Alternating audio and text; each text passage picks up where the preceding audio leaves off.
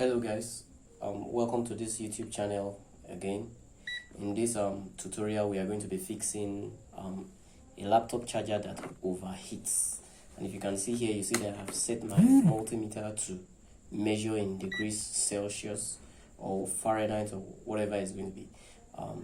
The complaint is that from the owner is that this thing gets hot and doesn't provide any voltage in its output.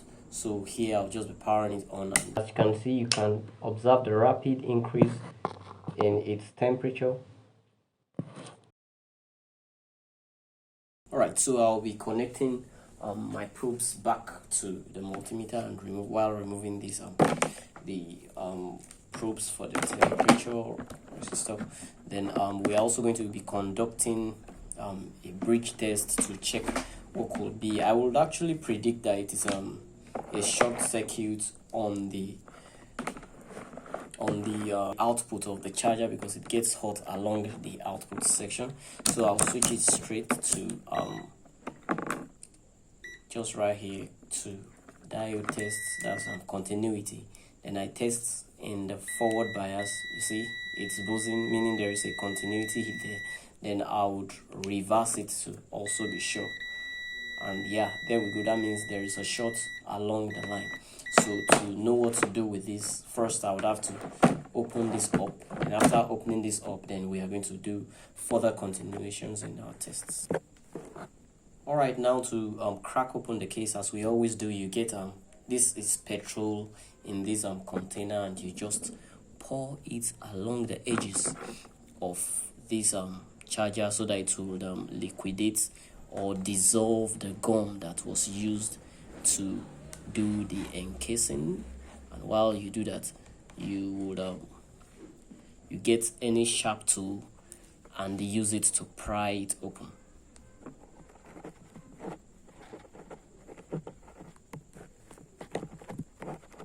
So after that, you get a sharp object like a screwdriver, then you open it up. So it makes it easier because the gum now would be properly dissolved, and just like that, you see that the case is opened. And as it is opened, the guy is very lucky actually, because he has not damaged I really wish he hasn't damaged his charger. So right here we're going to be looking around inside and checking for specification as to. All right, this is the output right here. I was getting the heating around this part of the wire.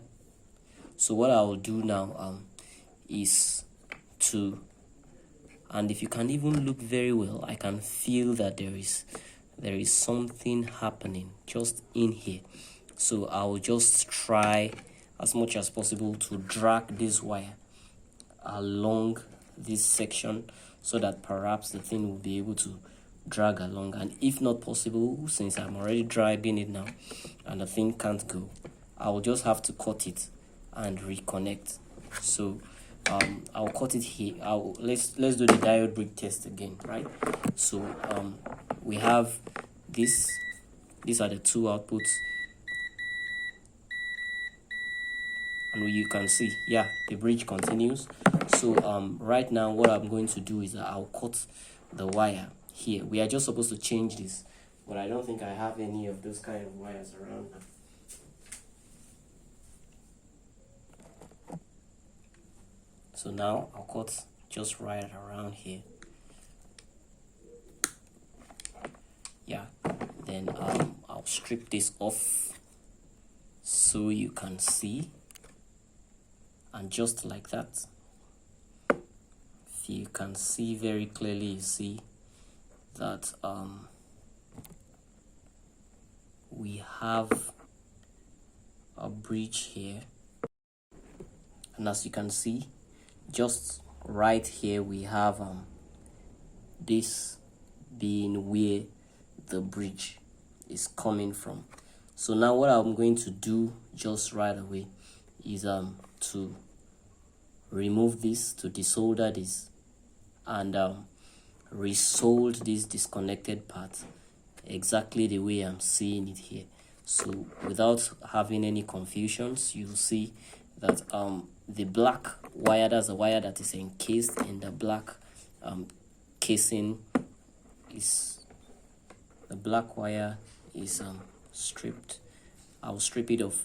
Then just like that, this black wire is the ground, and this this white one right here is the positive. So what I will do now is that I will desolder this. So you will strip this wire now. You strip it just some couple of millimeters, or let me say 1.5 centimeter down this line. Then you make a knot around here, because I don't think this is going to be useful again. Okay, so after doing that, the first thing that we're going to do now is to test this stripped wire to be sure that there is no further bridge inside it. And how we're going to do that is switch this, of course, to the diode tests. Then we get the probes.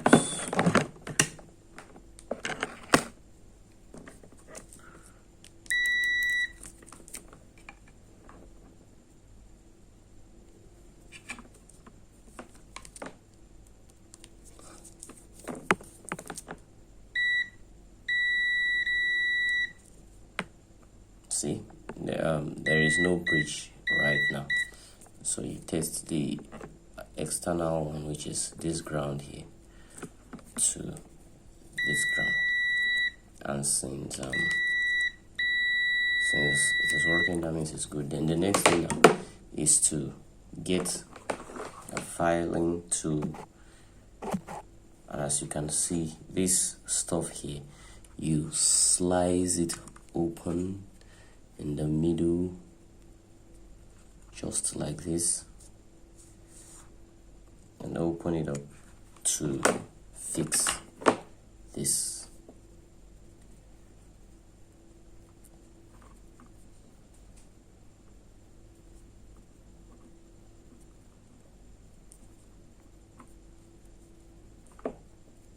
Yeah, then you slide it along.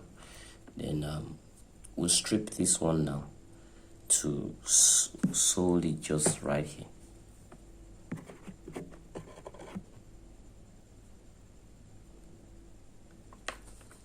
Then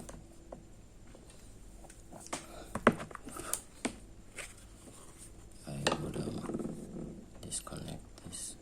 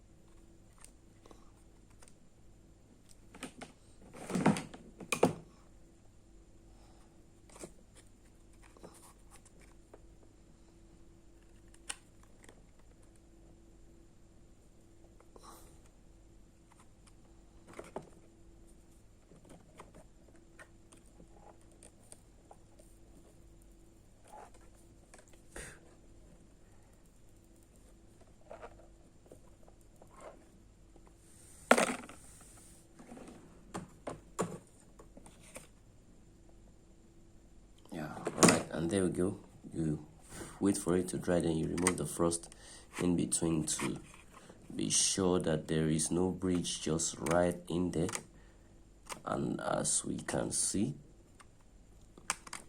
there is no bridge. If you want to know if there is a bridge, you can just use your multimeter, which is still connected, to test in forward bias. And as you can see, there is no bridge again.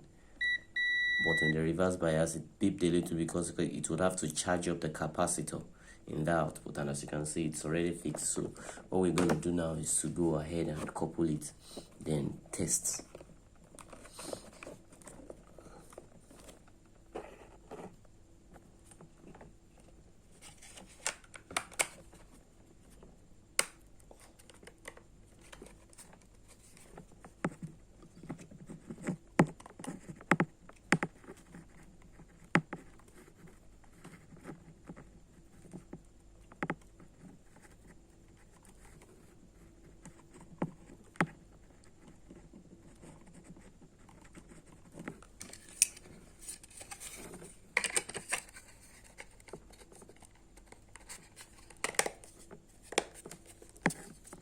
There you go. We get the power cord and we test. So the only thing remaining now is for us to test, and now I'll power on the switch just right here, and you see that the voltage steps up to 19.74 volts. Thanks. I'll see you in the next video. So thank you for following this tutorial.